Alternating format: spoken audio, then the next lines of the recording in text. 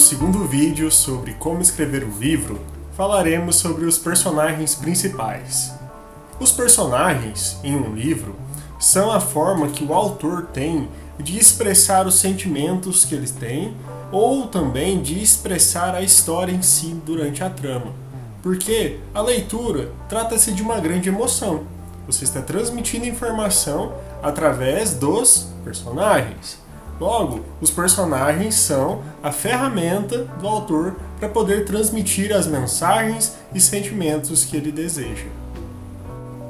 Os personagens fazem a vontade do autor e a pessoa que lê o livro, o leitor, ele vai ver a visão dos personagens como se estivesse lendo um diário, porque o narrador vai contar o que eles estão fazendo, vai mostrar o que eles estão falando e vai também permitir com que a pessoa crie vínculos e crie laços com esses personagens, pois cada um vai ter as suas próprias características e os seus próprios sentimentos separados da trama, que falamos no vídeo anterior.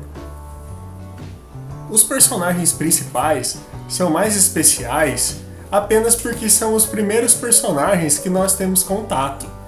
Eles são os personagens que aparecem com mais frequência, porque o autor decidiu que eles são os personagens que vão ser responsáveis por carregar a maior quantidade de conhecimento ou a maior quantidade de acontecimentos da sua história, da sua trama, fazendo com que o enredo chegue ao final através deles.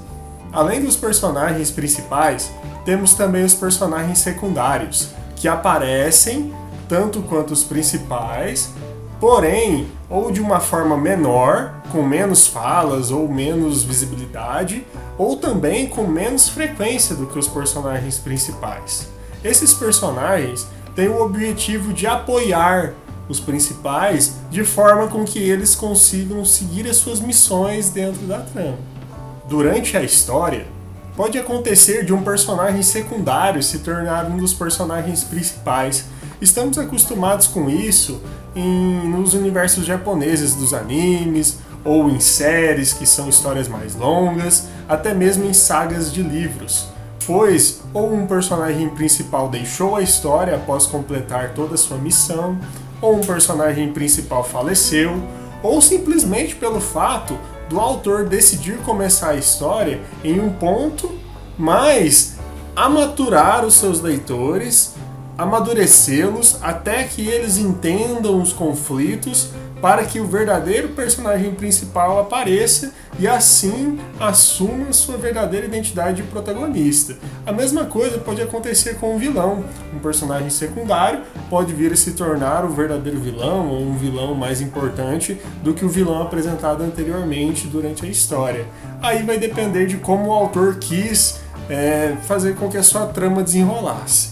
Falando agora um pouco no gênero do romance que eu escrevo, que é um gênero de literatura fantástica, o fato de um personagem secundário ser mais fraco do que um personagem principal, isso não é bem uma regra, pois acontece de personagens secundários, simplesmente pelo fato deles aparecerem menos, serem mais poderosos do que personagens principais.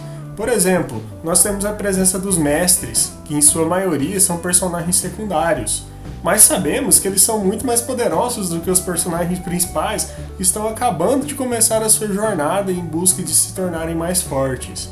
Isso também acontece em diversas outras obras. Então, também tem a ver com a questão da identificação das pessoas. O público mais jovem é incomum eles se identificarem mais com personagens mais velhos ou secundários como mestres. Eles vão buscar se identificar mais nos personagens que estão aparecendo o tempo inteiro. Enquanto um público mais adulto, um público mais maduro, muito provavelmente vai se apegar a alguma característica de algum personagem secundário desse, que ele sabe que ele é mais forte e vai acompanhar o progresso de todos os personagens, esperando o grande momento desse personagem secundário que ele gostou. Porque no caso da literatura fantástica, todo grande personagem tem o seu momento. Senão ele simplesmente é um figurante, não um personagem principal ou secundário.